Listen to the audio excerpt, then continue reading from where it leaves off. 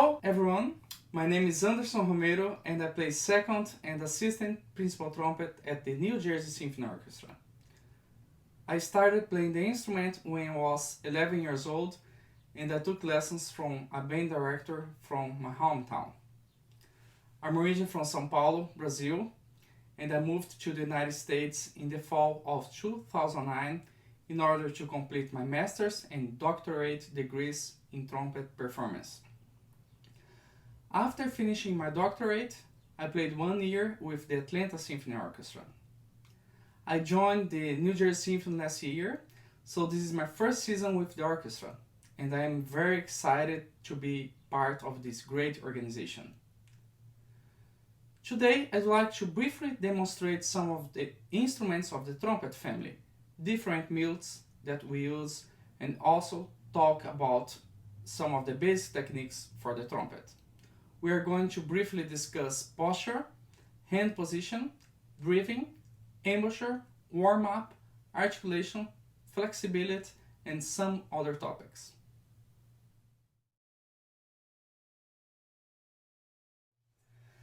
Let's start with the B-flat trumpet. This is the instrument that I usually start warming up and do most of my daily routine. This was my first trumpet, so it always feels like going back home when I do my practice routine with this instrument. Let me play a small excerpt of Articulations trumpet concerto so you have an idea of how it sounds.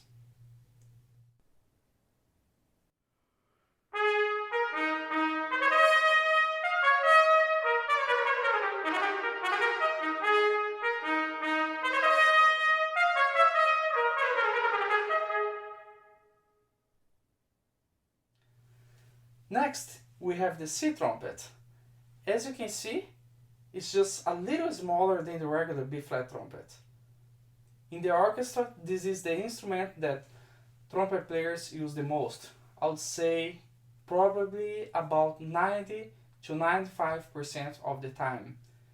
As an orchestral trumpet player, oftentimes we have to transpose trumpet parts because they are written for F trumpet, A trumpet, D trumpet, and so on. Having a C trumpet makes it a little easier to do all of those transpositions. To demonstrate the C trumpet, I'll play a short excerpt from the first trumpet part of Mahler's Fifth Symphony.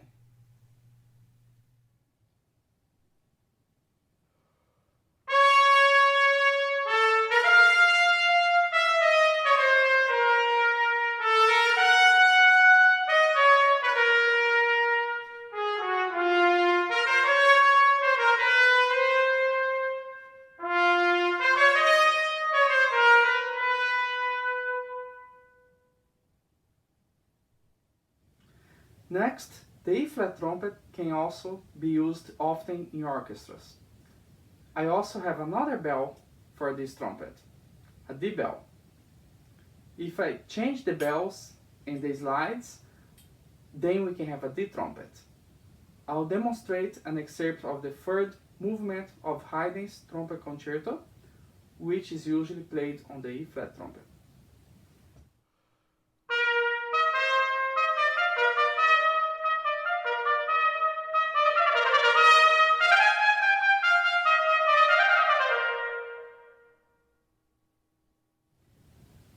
Here we have the piccolo trumpet, and it's about half of the size of the modern B-flat trumpet. It's often used to play Baroque repertoire, Romantic, 20th century music, and for contemporary works. You can play very high notes with this instrument.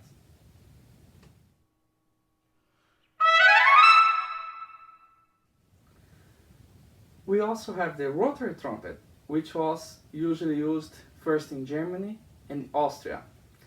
Instead of piston valves, the rotary trumpet has rotary valves, similar to a French horn. In American orchestras, it's often used for classical and romantic repertoire. This sounds a little warmer in comparison to the regular B-flat trumpet. Here's an example of how it sounds.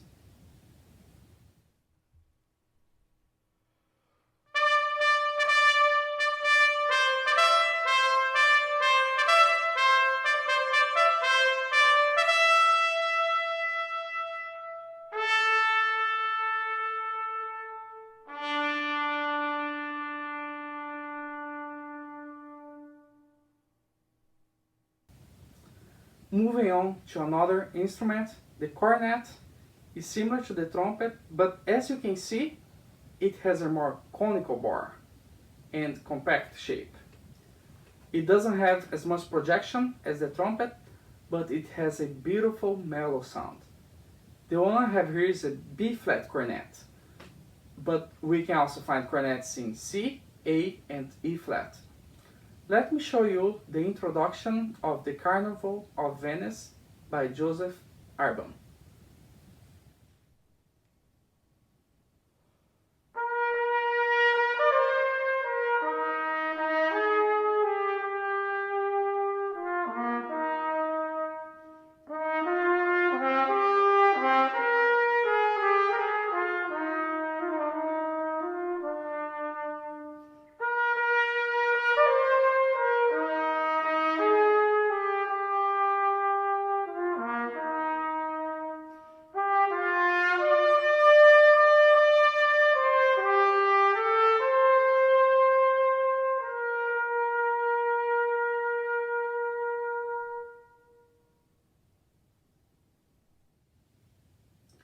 Last, often used in jazz, we have the flugelhorn. This instrument has a much warmer sound in comparison to the trumpet. Generally, it's keyed in B flat, but you can find it in other keys too. Sometimes it's also used in orchestras, especially for popular music.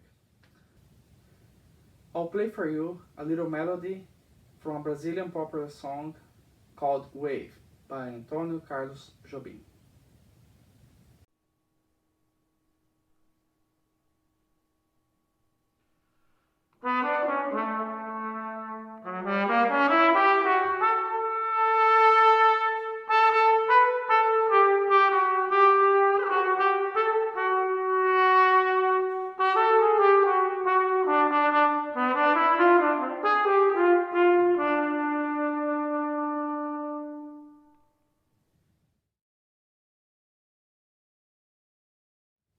We often use mutes to create timbre contrast. I'll talk and demonstrate briefly the most common mutes used for the trumpet. Here we have the straight mute, which has a very direct sound and a bright color.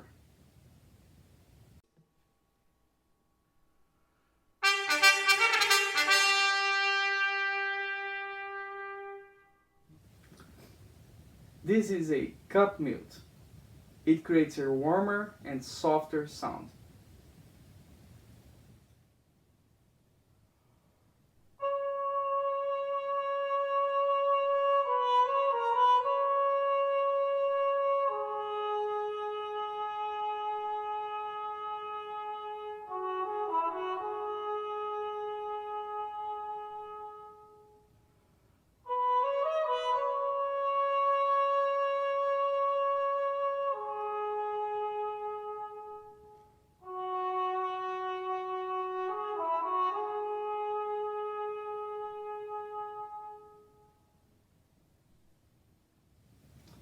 Here we have a harmon mute, also called as wah-wah mute.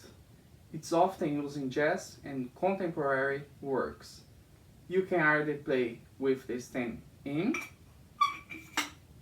or with the stem out. Without the stem, you get this sound.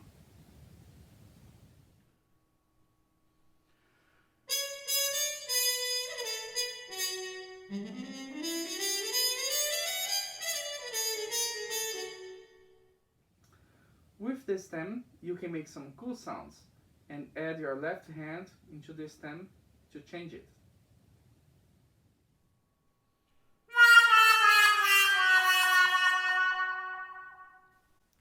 Now, a few tips for posture. Posture is very important. If you are standing up, make sure that your feet are aligned with your shoulders. It's not good to have your feet too close or too open. Also make sure that you don't raise your shoulders when playing. Just keep it nice and comfortable. When you're sitting, keep the same thinking about your feet. You don't want your back to be touching the back of the chair. And I always like to imagine that someone is pulling up my hair. So this way I have a nice posture. Let me show you.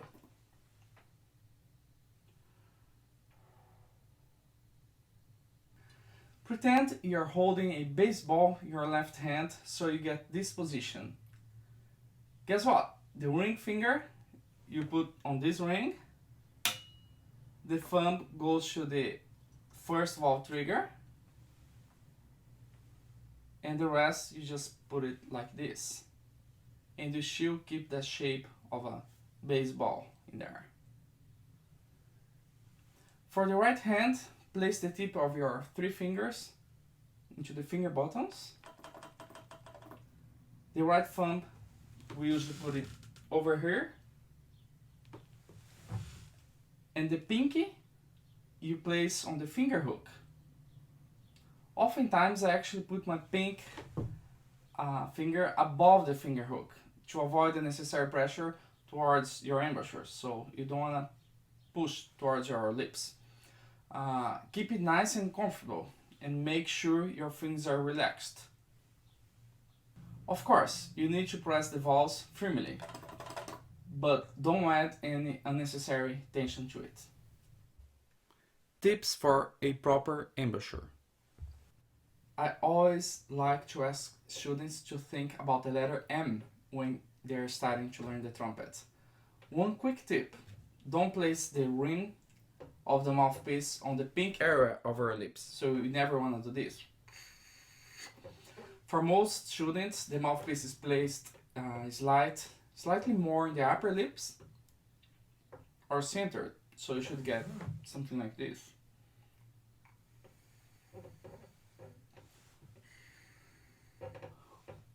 We never want it placed too high or too low.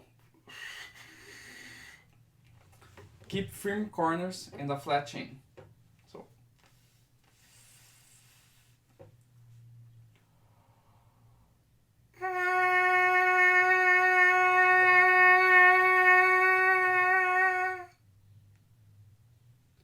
Breathing exercises. I'd like to show you a few breathing exercises. We always breathe through the mouth when playing the trumpet. Imagine you are filling your lungs with air from the lower part to the upper part. Try to breathe as natural as possible. Breathe like you are yawning.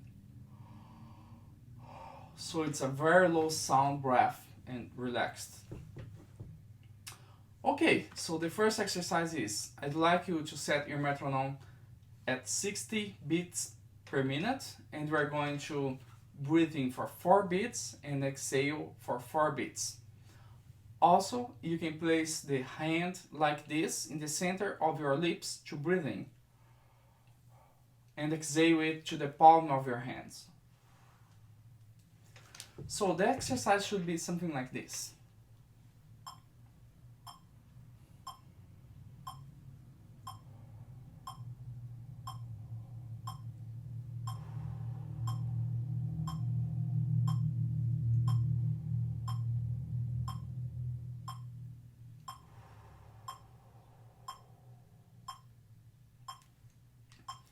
Do this exercise a few times, maybe 4 or 5 times.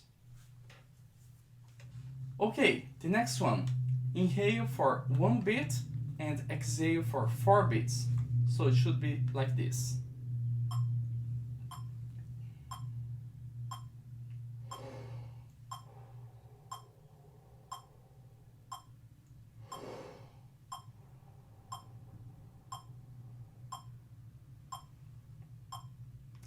Do that a few times as well.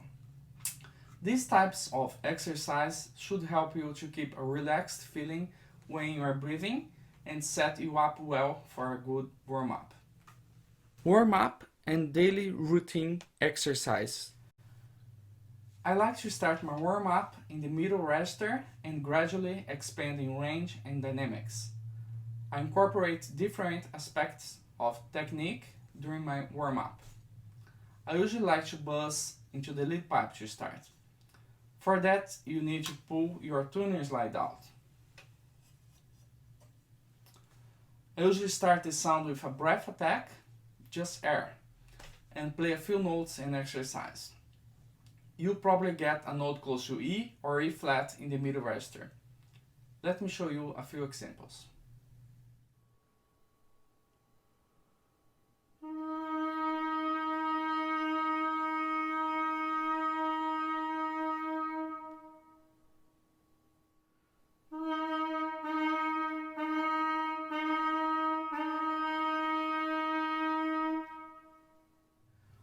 On the upper register, you'll probably get a note close to G on the B flat trumpet.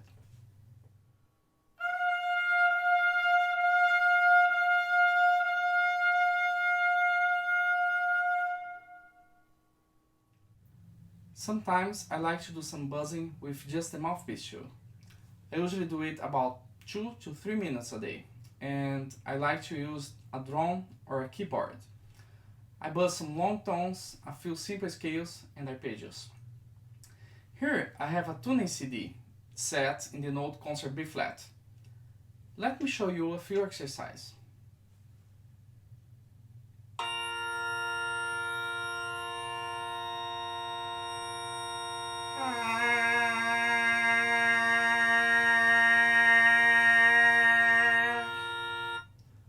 Also, I'm not tonguing for this exercise. I'm just starting with a breath attack.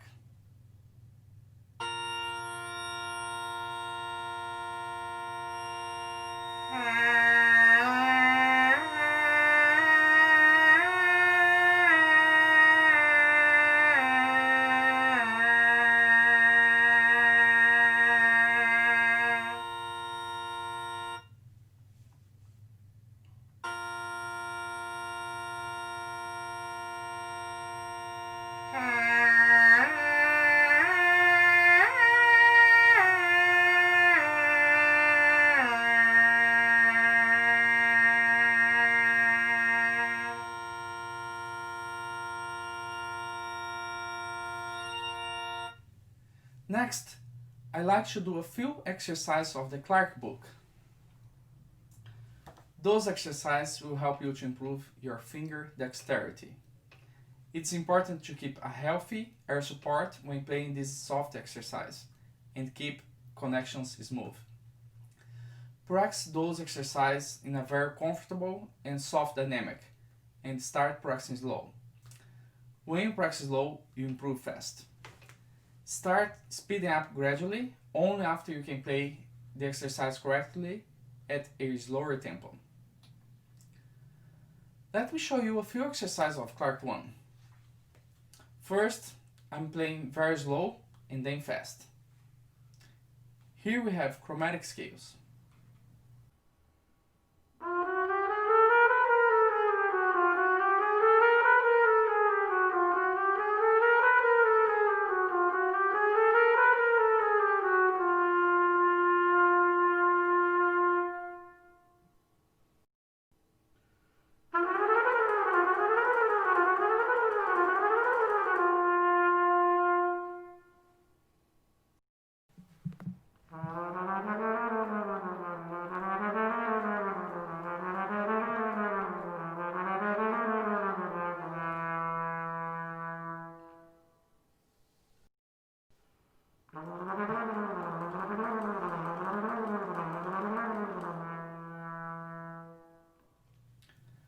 The next exercises are from Clark 2.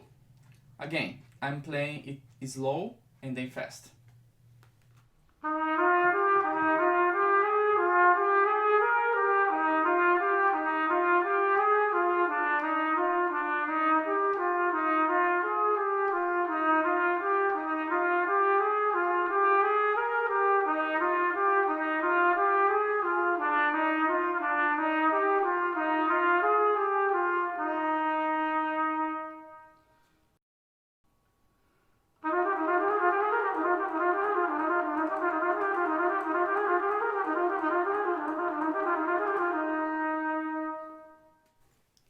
Flow studies. Flow studies are very good to work on tone quality and also expand range. I'll show you a few exercises of flow studies by Chikovics. Connections should be very smooth and make sure that you have a healthy air support when playing this exercise. Also, try to keep your tone quality and intonation stable throughout. Use a metronome and tuner to help you with that. I usually rest about 4 beats after playing each of those exercises. I'll play a few for you. Feel free to play along if you want.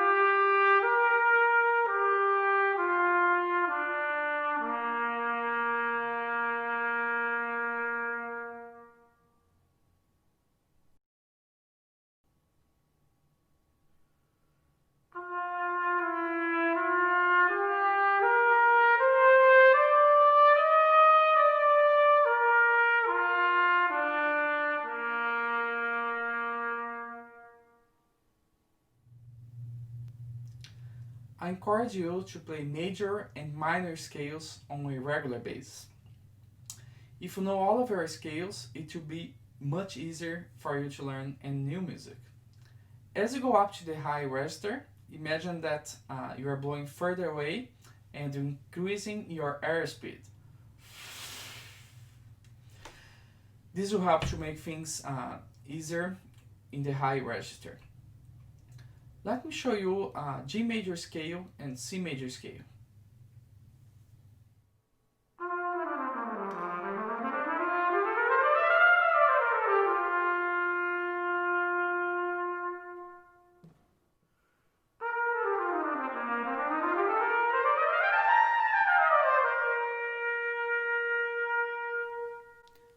Flexibility. These exercises are great for expanding range, flexibility, and endurance. But remember, build things slow and try to be consistent. Here are a few examples of flexibility exercise by Charles Collins. It's a great book. There are many other very good books that include this exercise.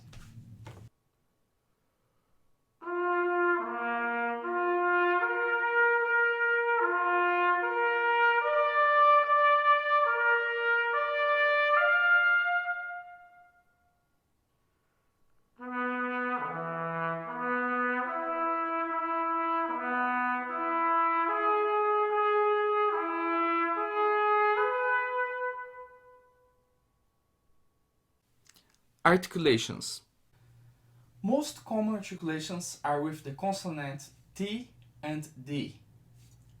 So, if you add a vowel to it, then it would be ta or da, for example. You can notice that the T sound has a stronger consonant than the letter D. Basically say it and transfer that concept to your instrument. Notice what your tongue will do when you are saying it. A good tip is to also do it as an air pattern exercise, like this. Here I thought about the consonant T, now I'll think about da.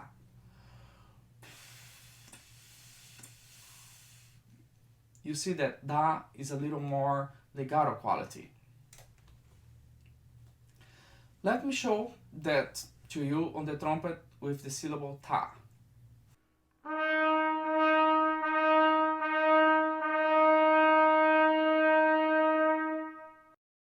Now we have the articulation da.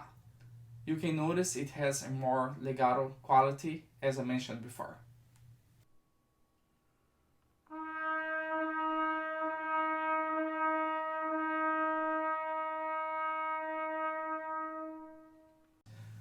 Also, you can have double and triple tonguing. It's important to practice those articulations very slow and then start speeding up gradually with the use of a metronome. Our goal is to make the T and K consonant to sound the same when you are playing. For double tonguing, we say ta, ka, ta, ka.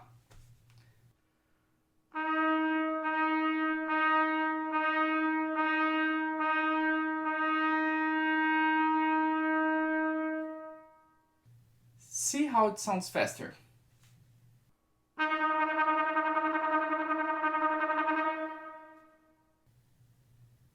For triple tonguing, we say ta, ta, ka, ta, ta, ka.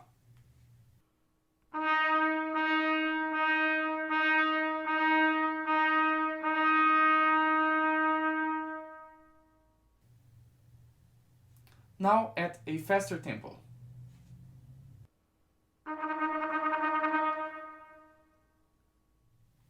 Next, I'd like to show you one staccato exercise from the Arban's book. The Arban's book is a cornerstone to learn the trumpet, and it's also used for other brass instruments. Here's an example of a staccato exercise.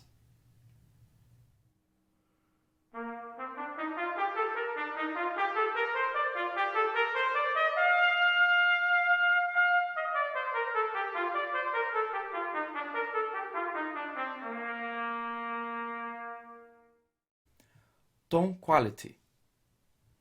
First of all, everything that we talked up to now will help with the production of a good sound. Have a good air support, be very relaxed, and imagine the sound you want to have. Next, try to listen to great trumpet players and don't be afraid of copying and modeling what you hear. I'll give you a small list of important names that you can search on YouTube, for example. Two of my favorite trumpet players, Philip Smith for classical and Wynton Marsalis for classical and jazz. Well, I try to stay as positive as possible during these difficult times. I don't think it's easy for anyone, but I think you can use the music, play an instrument as a way to help you to stay motivated and calm during this time. Practice your fundamentals, try to keep a daily routine, play music, and most important, have fun. I always imagine practicing as going to the gym. If you go to the gym frequently and all of a sudden you stop it for a week or more, it's going to be hard for you to get back on track. Also, you'll probably lose endurance and response if you don't keep a daily routine of practicing. Your daily routine will probably be different than mine, and that's okay. Even though it's different, it's important to keep the same goals. A few days ago, I was listening to the second symphony of Gustav Mahler. It's a beautiful work. I also try to listen to some Brazilian music, like bossa nova, and I'm watching a lot of online performances from the NJSO Symphony and other orchestras. I encourage you to go on YouTube and search for some performance. I'll give you a small list of exciting pieces to hear and learn. One is Mahler's Fifth Symphony. There are many trumpet solos on this masterpiece. For solo repertoire, I'd suggest that you search for the Aratunian Trumpet Concerto, Haydn Trumpet Concerto, and Hummel Trumpet Concerto.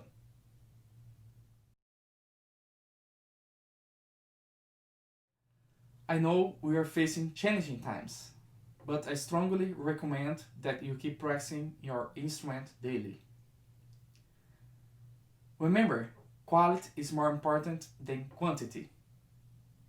At least 20 to 30 minutes a day will be very helpful to keep your chops in shape for when things get back to normal.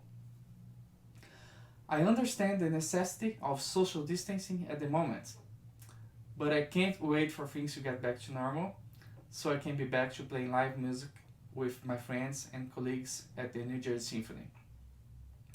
So, I encourage you students to do the same. Keep practicing and keep up the good work. Thank you for your time and stay safe and healthy. All the best.